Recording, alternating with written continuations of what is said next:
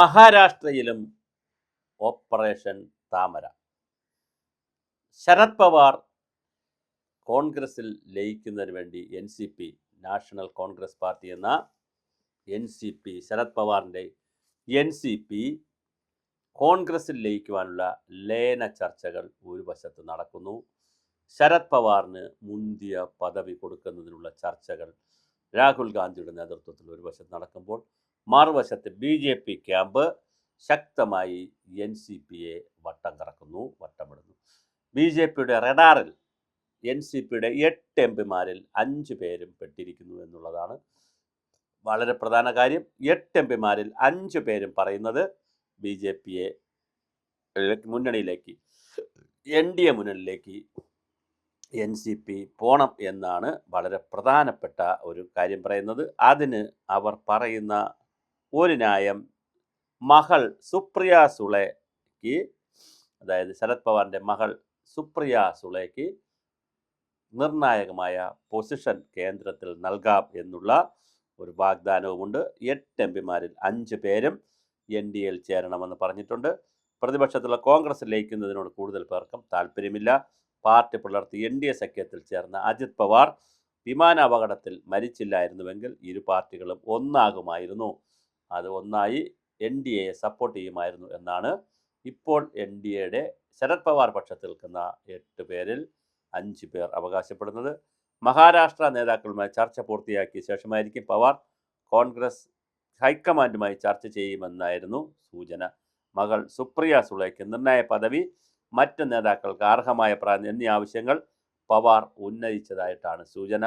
അതിനാൽ ചർച്ചകൾ നീണ്ടുപോകും. ഈ നീണ്ടുപോകുന്ന സാധനത്തിൻ്റെ ഇടയിലാണ് BJP ലയനത്തെക്കുറിച്ച് കോൺഗ്രസ് നേതാവ് വിജയ് വഡേത്തിവാർ, സജീദ് പട്ടേൽ എന്നിവർ കഴിഞ്ഞ ദിവസം നൽകിയ സൂചനകളാണ് വിഷയം ഇപ്പോൾ ചർച്ചയാകാൻ കാരണം. ഒരേ സമയം കോൺഗ്രസുമായും BJPയുമായും ചർച്ച നടത്താനുള്ള വാർത്തകൾ പുറത്തു വരുന്നതിലൂടെ വിലപേശൽ ശക്തി കൂട്ടുക എന്നതാണ് പവാർ ലക്ഷ്യമിടുന്നതെന്നും രാഷ്ട്രീയ നിരീക്ഷകർ പറയുന്നുണ്ട്. അപ്പോൾ BJPയുമായും MP-മാരെ കൊണ്ടൊരു പാലമിടിയിക്കുന്നു, നേരിട്ട് കോൺഗ്രസുമായി ഒരു പാലമിടുന്നു. ഇത് രണ്ടിടത്തും ബാർഗെയിൻ ചെയ്ത് ഏറ്റവും മെച്ചപ്പെട്ട ഒരു രാഷ്ട്രീയ നിലപാട് സ്വീകരിക്കണം എന്നതിൻ്റെ അടിസ്ഥാനത്തിലാണ് ശരത് പവാർ അങ്ങനെ ചെയ്യുന്നത്.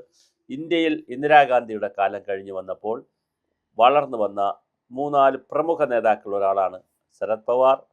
മഹാരാഷ്ട്രയിൽ നിന്ന്, അതുപോലെ തന്നെ അർജുൻ സിംഗ് മധ്യപ്രദേശിൽ നിന്ന്, അതുപോലെ തന്നെ പശ്ചിമ ബംഗാളിൽ നിന്ന് പ്രണബ് മുഖർജി, ഇങ്ങനെ വളരെ വലിയ, പിന്നെ കാശ്മീരിൽ നിന്ന് ഗുലാം നബി ആസാദ്, ഇങ്ങനെ വളരെ വലിയ നേതാക്കൾ കോൺഗ്രസിൽ ഉയർന്നു വന്നെങ്കിലും അതിൽ പ്രണബ് മുഖർജി പ്രസിഡൻ്റായി. പക്ഷേ അർജുൻ സിംഗിനോ ഈ ശരത് പവാറിനോ അല്ലെങ്കിൽ ഗുലാം നബി ആസാദിനോ ഒന്നും പിന്നെ വേണ്ടത്ര പരിഗണന കോൺഗ്രസിൽ ലഭിച്ചില്ല. അവർ പുതിയ പാർട്ടികൾ ഉണ്ടാക്കി, പുതിയ സംവിധാനങ്ങളിലേക്ക് പോയി. പക്ഷേ ഇപ്പോൾ അജിത് പവാർ കൂടി അന്തരിച്ചപ്പോൾ ശരത് പവാറിൻ്റെ ശക്തി ഒന്ന് കുറഞ്ഞു, മത്സരിക്കാനും ആളില്ല എന്നുള്ളൊരു രീതിയിലേക്ക് വന്നു. അതുകൊണ്ടാണ് ഇപ്പോൾ NCP BJPയിലേക്കാണോ കോൺഗ്രസിലേക്കാണോ എന്നുള്ള വലിയ ചർച്ചകളിലേക്ക് വരുന്നത്. രണ്ടിടത്തേക്കും പാലമിട്ടിട്ടുണ്ട്. MP-മാർ വഴി BJPയിലേക്കൊരു പാലം, നേരിട്ട് സുപ്രിയ സുളെ വഴിയൊക്കെ കോൺഗ്രസ്സിലൊരു പാലം. രണ്ടിടത്തും പാലമിട്ടിട്ട് രണ്ടുപേരോടും ബാർഗൻ ചെയ്തിട്ട് ഏറ്റവും കൂടുതൽ ഉപയോഗമുള്ളത് അല്ലെങ്കിൽ ഉപകാരമുള്ളതാരാണ് അവരോടൊപ്പം ചേരുക എന്നുള്ളതാണ് ഇപ്പോൾ എടുത്തിരിക്കുന്ന ഒരു വലിയ നിലപാട്. എന്തായാലും NCPയുടെ അസ്തിത്വം മഹാരാഷ്ട്രയിൽ അവസാനിക്കുകയാണ്. അങ്ങനെ വരുമ്പോൾ ഇന്ത്യൻ രാഷ്ട്രീയത്തിൽ ഏറ്റവും വളരെ പ്രമുഖരായിരുന്ന, മഹാരാഷ്ട്ര ഭരിച്ചിരുന്ന ശരത് പവാറിൻ്റെ പാർട്ടി കേന്ദ്ര കൃഷിമന്ത്രിയൊക്കെ ആയിരുന്നു കോൺഗ്രസിൽ. വലിയ നേതാവാണ്, ഇന്ത്യയിലെ വളരെ ബിഗ് ഷോട്ടാണ് ശരത് പവാർ.